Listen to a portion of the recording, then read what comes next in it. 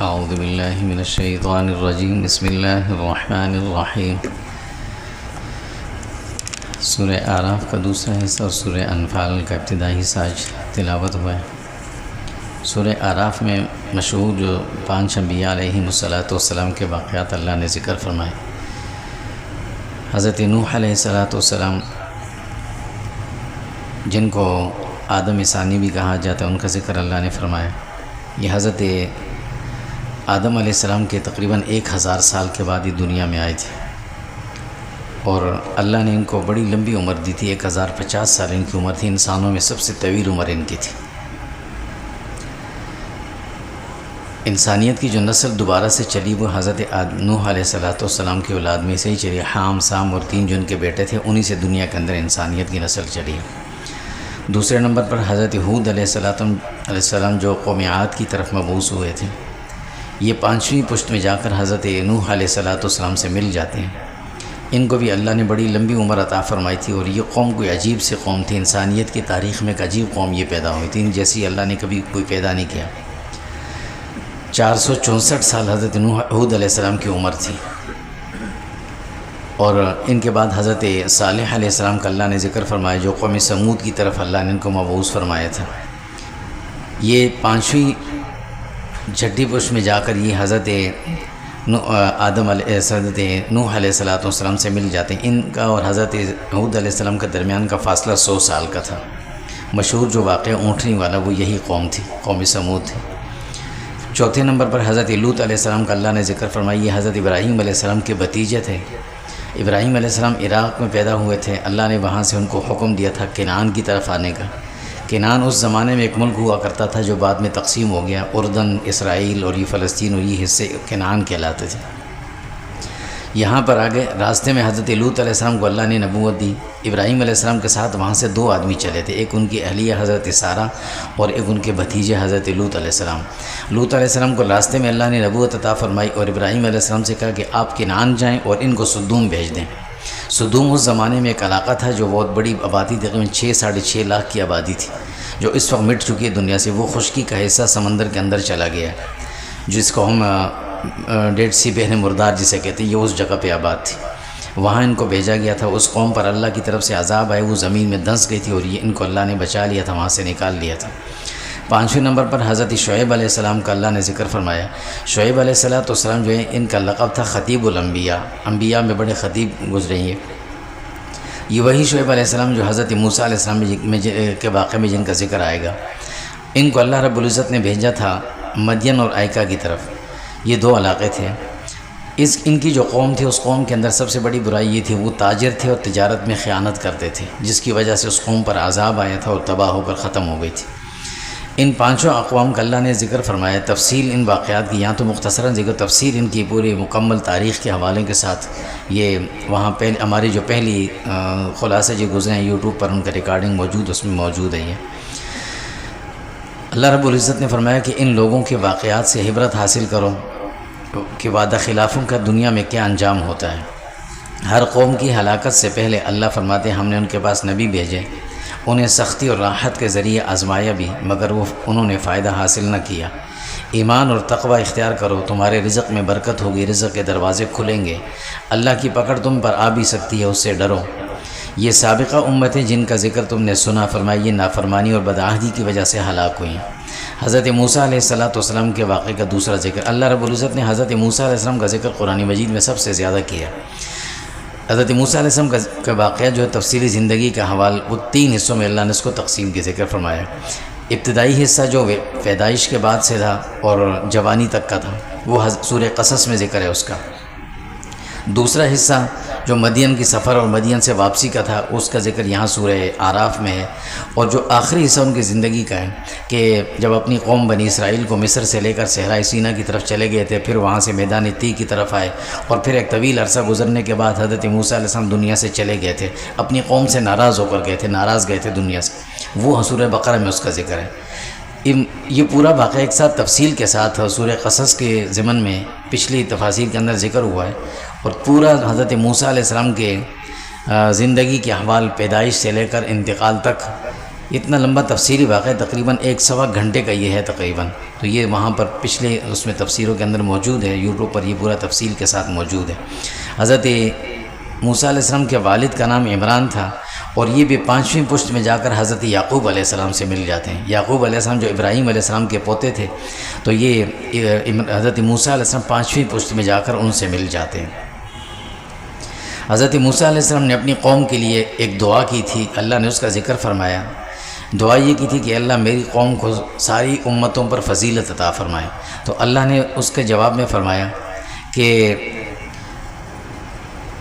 ساری امتوں پر فضیلت اس قوم کو حاصل ہوگی جس کے اندر 7 شرطیں پائی جائیں گی، یعنی 7 صفات جن میں پائی جائیں گی۔ نمبر 1 تقوی ہوگا، نمبر 2 زکوٰۃ کے پابند ہوں گے، نمبر 3 احکامات الہیہ کو تسلیم کریں گے، نمبر 4 ہر نبی پر ایمان لائیں گے، نمبر 5 آخری نبی خصوصاً رسول اللہ صلی اللہ علیہ وسلم جب آئیں گے ان کی اتباع کریں گے۔ اللہ فرماتے ہیں نمبر 6 یہ کہ ان کی مدد اور نصرت بھی کریں گے، اور 7ویں صفت یہ تھی کہ جب ان پر جو کتاب نازل ہوگی قرآن مجید اس پر بھی ایمان لائیں گے تو ان کو فضیلت حاصل ہوگی۔ اور یہ تمام فضیلتیں صفات اللہ نے اس امت کو عطا فرمائی، بنی اسرائیل ان سے محروم رہے، اس لیے ان کو فضیلت حاصل نہیں ہوئی۔ بنی اسرائیل سے اللہ مخاطب ہو کر فرماتے ہیں کہ نبی کریم صلی اللہ علیہ وسلم کوئی اجنبی تو نہیں ہے، تمہاری کتابوں میں ان کا ذکر موجود تھا، تم نے ان پر ایمان لانے کا وعدہ بھی کیا تھا، اب جب وہ دنیا میں آ گئے تو کیوں نہیں مانتے؟ وہ دنیا میں آئے ہیں تمہیں اچھی اور بری، حلال اور حرام کی تمیز بتانے کے لیے، تمہارے گناہوں کے بوجھ کو تم سے ہلکا کرتے ہیں، تمہیں گندگی سے نکالتے ہیں۔ آپ صلی اللہ علیہ وسلم کو اللہ حکم دے رہے ہیں کہ آپ اعلان فرما دیں کہ میں پوری انسانیت کے لیے نبی بنا کر بھیجا گیا ہوں، میرا بھی اسی ذات پر ایمان ہے، تم بھی اس پر ایمان لاؤ اور میری اتباع کرو۔ بنی اسرائیل کے جو 12 قبیلے تھے، یعقوب علیہ السلام کے 12 بیٹوں سے جو ان کے 12 قبیلے چلے تھے، ان کا اللہ نے ذکر فرمایا، ان میں جو اچھے لوگ تھے ان کی اللہ نے تعریف فرمائی۔ صحرائے سینا میں جب یہ لوگ پہنچے تھے تو اللہ نے ان پر جو انعامات کیے تو اس کی تفصیل اللہ نے فرمائی۔ پھر ان کو وادی اریحہ میں جانے کا حکم ملا تھا، پھر ایک وقت ان پر طاعون کی بیماری بھی آئی تھی، پھر اصحاب السبت کا ذکر کہ ہفتے کے دن ان کو مچھلی کے شکار سے منع کیا گیا تھا، یہ تفصیلی واقعہ بھی پیچھے گزرا۔ بنی اسرائیل پر 2 قسم کے عذاب اللہ نے ہمیشہ کے لیے مسلط کیے، اس کا اللہ نے ذکر فرمایا کہ یہ ہمیشہ دنیا میں محکوم رہیں گے، ان پر ظالم بادشاہ مسلط رہیں گے۔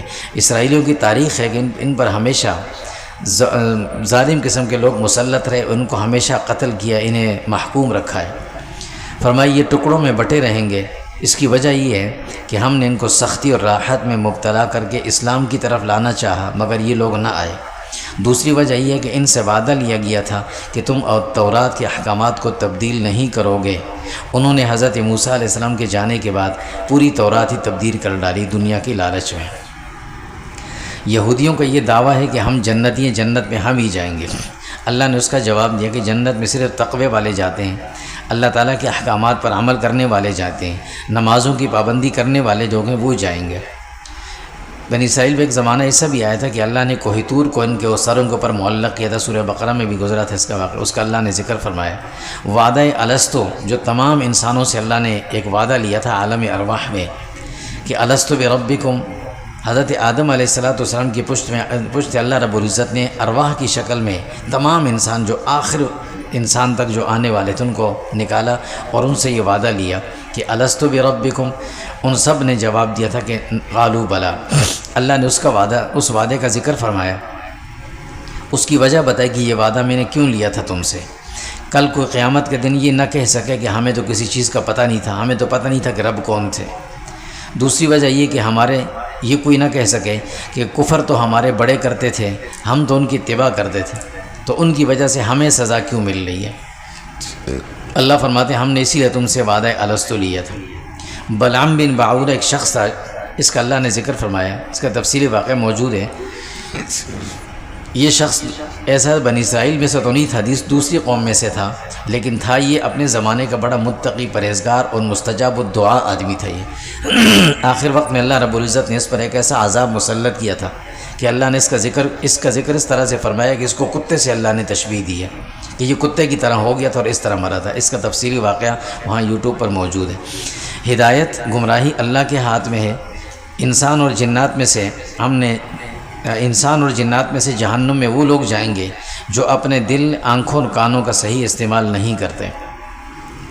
انسان کو اللہ نے حواس خمسہ دیے، پھر بھی وہ اللہ کو نہ پہچانے تو یہ جانور سے زیادہ بدتر ہے۔ دعا اور ذکر میں اللہ ہی کا نام لیا کرو، اپنی اولاد کے اچھے نام رکھو۔ امت محمدیہ صلی اللہ علیہ وسلم کو اللہ نے دو خصوصی صفات عطا فرمائی ہیں کہ ایک تو یہ امت ایسی ہے کہ لوگوں کی صحیح سمت پر رہنمائی کرنے والی ہے، اور دوسرا یہ انصاف کرنے والی امت ہے۔ مشرکین کا یہ اعتراض تھا کہ ہم اگر غلط ہیں، ہمارا عقیدہ غلط ہے، تو اللہ نے ہم پر نعمتوں کے دروازے کیوں کھولے ہوئے ہیں؟ اللہ نے جواب دیا کہ یہ نافرمانوں کے لیے اللہ کی طرف سے ڈھیل ہوتی ہے۔ نعوذ باللہ، آپ صلی اللہ علیہ وسلم کو کچھ لوگ مجنون کہتے تھے، اللہ نے فرمایا کہ یہ خود مجنون ہے جو حضور کو صلی اللہ علیہ وسلم کو مجنون کہتے ہیں۔ زمین، آسمان اور اس میں جو کچھ ہے اور ان کے فنا ہونے میں، ان تمام چیزوں میں غور کرو اور اپنی موت کا یقین رکھو۔ جس کو اللہ گمراہ کر دیں، گمراہی پر چھوڑ دیں، اسے ہدایت نہیں مل سکتی۔ مشرکین مکہ نے حضور صلی اللہ علیہ وسلم سے چند سوالات کیے تھے، ان کے جواب اللہ نے حضور کو بتائے۔ پہلا سوال یہ تھا، اگر آپ نبی ہیں تو یہ بتائیں قیامت کب آئے گی؟ اللہ نے جواب دیا کہ ان سے ہی کہی ہے کہ اس قیامت کا علم تو اللہ کو ہے، مگر آئے گی ضرور، اور وہ دن بڑا سخت ہوگا۔ دوسرا سوال یہ تھا کہ آپ اگر نبی ہیں تو آپ عالم الغیب کیوں نہیں ہیں؟ آپ کے پاس دنیا کی دولت کیوں نہیں ہے؟ اللہ نے اس کا جواب دیا کہ ان سے کہو کہ اگر میں عالم الغیب ہوتا تو دنیا کی ساری بھلائیاں، ساری اچھائیاں میرے پاس ہوتی ہیں۔ عالم الغیب ہونا یہ صرف اللہ کی صفت ہے، مخلوق کی نہیں، اور تم مجھے نقصان بھی نہ پہنچا سکتے۔ میں تو اپنی نفس پر بھی قدرت نہیں رکھتا، وہ بھی اللہ کے قبضہ قدرت میں ہے۔ میں صرف، اللہ فرماتے ہیں، ان سے کہو کہ بشیر اور نذیر ہوں۔ اللہ تعالیٰ کی وحدانیت کے دلائل دیکھیں، جس نے تمام انسانوں کو ایک نفس سے پیدا کیا۔ عام انسان کی اللہ نے ایک عجیب اور بری خصلت کا ذکر کیا کہ جب اللہ انہیں اولاد کی نعمت دیتے ہیں، یعنی نعمت ملنے کا وقت قریب آتا ہے، تو وہ منتیں مانتا ہے، شکر گزاری کے وعدے کرتا ہے۔ ولادت جب ہوتی ہے، اولاد جب اللہ عطا فرماتے ہیں، تو وہ نافرمان بن جاتا ہے، کبھی تبرک کے لیے غیر اللہ کے پاس لے کر جاتا ہے، کبھی اس کا نام غلط رکھتا ہے اور تربیت بھی غلط کرتا ہے۔ مشرکین کے معبودوں کی اللہ نے تردید فرمائی کہ یہ تمہارے کیسے معبود، کیسے خدا ہیں؟ خود جن کو تم بناتے ہو، نہ یہ تمہاری مدد کر سکتے ہیں، تم انہیں بلاؤ تو یہ تمہاری سنتے نہیں ہیں، نہ ان کے ہاتھ پاؤں ہیں، نہ آنکھیں ہیں، پوری زندگی تم ان کی پوجا کرتے رہو، وہ بے خبر ہیں، تو یہ کیسے خدا ہیں تمہارے؟ مشرکین حضور صلی اللہ علیہ وسلم کو اور صحابہ کو دھمکی دیتے تھے کہ آپ ہمارے بتوں کی مخالفت چھوڑ دیں، ورنہ یہ آپ کو نقصان پہنچائیں گے۔ اللہ نے فرمایا کہ ان سے کہو کہ اپنے بتوں کو بھی لاؤ، تم بھی ان کے ساتھ مل کر آؤ، تم ہمارا کچھ نہیں کر سکتے، اس لیے کہ ہماری مدد کرنے والے اللہ ہیں۔ سورت کے آخر میں اللہ رب العزت نے آپ صلی اللہ علیہ وسلم کے توسط سے اس امت کو چند احکامات دیے۔ فرمایا معافی اور درگزر کرنے کی صفت اپنے اندر پیدا کرو، اچھی باتوں کا حکم کیا کرو، جہلا سے منہ نہ لگاؤ، یعنی بحث نہ کرو، شیطان کے وسوسوں کے وقت اعوذ باللہ من الشیطان الرجیم پڑھا کرو۔ شیطان ہمیشہ وسوسے کے ذریعے گناہوں پر ابھارتا ہے۔ مشرکین اگر آپ صلی اللہ علیہ وسلم سے فرمائشی معجزوں کا مطالبہ کریں تو ان سے کہہ دیں کہ یہ میرے بس میں نہیں ہے، معجزہ تو جب اللہ چاہتے ہیں وہ ظاہر ہوتا ہے، باقی قرآن کریم سے بڑھ کر کوئی معجزہ نہیں ہے، اسی کو دیکھو، اس پہ غور کرو۔ جب قرآن کریم پڑھا جا رہا ہو تو خاموش رہا کرو اور سنا کرو، اپنے رب کو کثرت سے یاد کرو، مگر عاجزی کے ساتھ، آہستگی کے ساتھ، غفلت میں نہ پڑو۔ جب فرشتے اللہ کی عبادت کا نہ انکار کرتے ہیں، نہ تھکتے ہیں، تو انسان تو فرشتوں سے افضل ہے، اسے چاہیے کہ یہ بدرجہ اولا فرشتوں سے بھی بڑھ کر اللہ کی عبادت کرے۔ سورۃ الانفال، یہ جو دو صورتیں ہیں، سورہ انفال اور سورہ توبہ، اس میں زیادہ تر جہاد کے احکامات ہیں، تو جہاد سے متعلقہ مسائل کا ذکر ہے۔ انفال نفل کی جمع، نفل کہتے ہیں، ایک ہوتا ہے مال غنیمت، ایک ہوتا ہے مال فے۔ مال غنیمت اس مال کو کہا جاتا ہے کہ جب مسلمان کسی علاقے میں کفار سے جہاد کریں اور ان مسلمانوں کو فتح ملے اور وہاں جو مال غنیمت ملتا ہے اس مال کو مال غنیمت کہتے ہیں، جہاد کے بعد جو ملتا ہے۔ اس کا حکم یہ ہوتا ہے کہ اس کو تقسیم کر کے 4 حصے مجاہدین میں تقسیم کیا جاتا ہے، 5واں حصہ بیت المال قومی خزانے میں رکھا جاتا ہے جو مسلمانوں کے رفائی کام میں خرچ ہوتا ہے۔ دوسرا ہوتا ہے مال فے۔ مال فے اس مال کو کہا جاتا ہے کہ مسلمان کسی علاقے پر حملہ آور ہوئے لیکن جنگ نہیں ہوئی، کفار نے پہلے سے ہتھیار ڈال دیے اور صلح کے طور پر کفار نے مسلمانوں کو کچھ مال دے دیا، اس مال کو مال فے کہا جاتا ہے، وہ بیت المال میں جمع ہوتا ہے اور مسلمانوں کے رفائی کاموں میں خرچ ہوتا ہے۔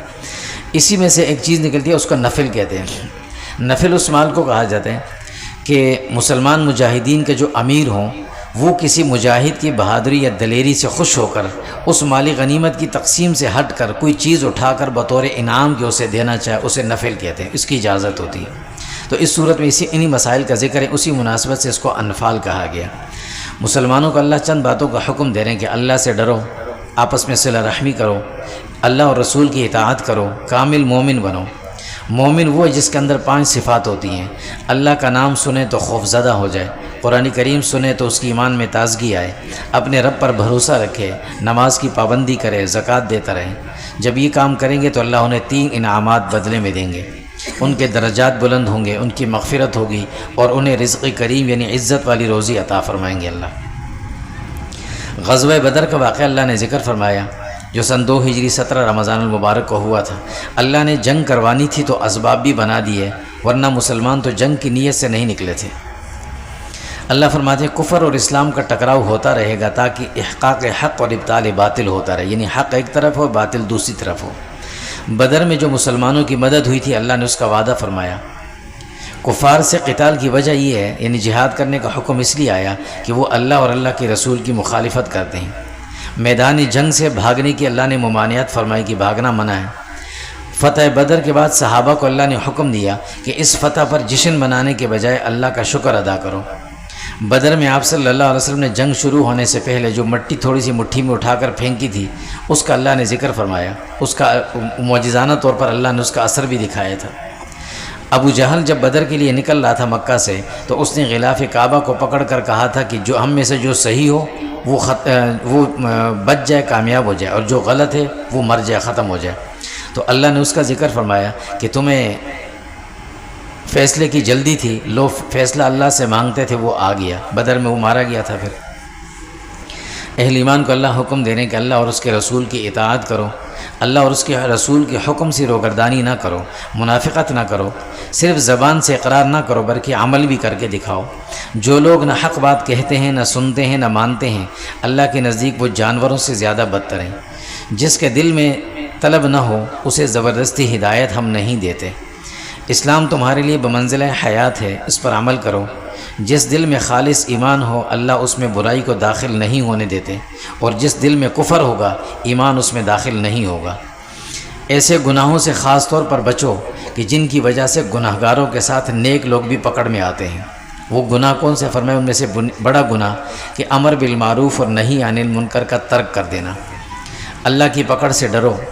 صحابہ کو اللہ نے بطور تحدیث نعمت کے فرمایا، اور سب کے لیے حکم ہے، فرمایا کہ اس وقت کو یاد کرو جب تم تعداد میں بہت کم تھے، ہر وقت تم خوف میں رہتے تھے، اللہ نے تمہاری مدد کی اور تمہیں فتح اور کامیابیاں دی۔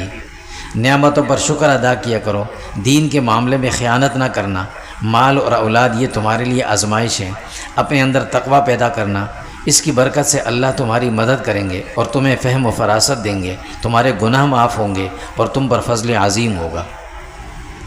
مشرکین مکہ نے جب حضور صلی اللہ علیہ وسلم مکہ میں تھے تو ایک دار الندوہ، ایک ان کا ایک میٹنگ ہال تھا، اس کے اندر ایک مشورہ ہوا تھا کہ حضور صلی اللہ علیہ وسلم کے ساتھ کیا کیا جائے، ان کو شہید کیا جائے یا ملک بدر کیا جائے، کیا کیا جائے۔ وہ اجلاس جب ان کا چل رہا تھا تو اس میں ابلیس انسانی شکل میں آیا تھا ان کے سامنے اور کہا کہ میں دور سے نجد یعنی جو ریاض کا علاقہ ہے اس کو نجد کہتے تھے، میں وہاں سے آیا ہوں اور یہاں کوئی اہم مشورہ ہو رہا تھا تو میں بھی اس میں شریک ہونا چاہتا ہوں۔ اور وہ پھر مختلف مشورے اس نے دیے تھے، اس کا لمبا تفصیلی واقعہ ہے، اللہ نے اس واقعے کا ذکر فرمایا۔ مشرکین کا یہ کہنا کہ اگر ہم غلط ہیں، ہمارا عقیدہ غلط ہے تو ہم پر اللہ کا عذاب کیوں نہیں آتا، آسمان سے پتھر ہم پر کیوں نہیں برستے؟ اللہ نے اس کا جواب دیا کہ اس کی 2 وجہیں ہیں۔ ایک تو یہ کہ مکہ میں حضور صلی اللہ علیہ وسلم موجود ہیں اور آپ کی موجودگی میں کبھی کسی پر اجتماعی عذاب نہیں آئے گا، یہ آپ کی موجودگی کی برکت ہے۔ اور دوسرا، صحابہ جو ہیں وہ کثرت سے استغفار کرتے ہیں اور استغفار کی وجہ سے اللہ نے عذاب کو روک کے رکھا ہے۔ کفار کی بڑی خرابیاں اللہ نے ذکر کی کہ اس زمانے کے جو مشرک تھے ان کی برائیاں یہ تھی کہ لوگوں کو مساجد سے روکتے تھے، کفر پر ہونے کے باوجود خود کو صحیح کہتے تھے، مسجدوں کے قریب یا مساجد میں آ کر شور و شغب کرتے تھے، گناہوں کے کاموں پر مال خرچ کرتے تھے۔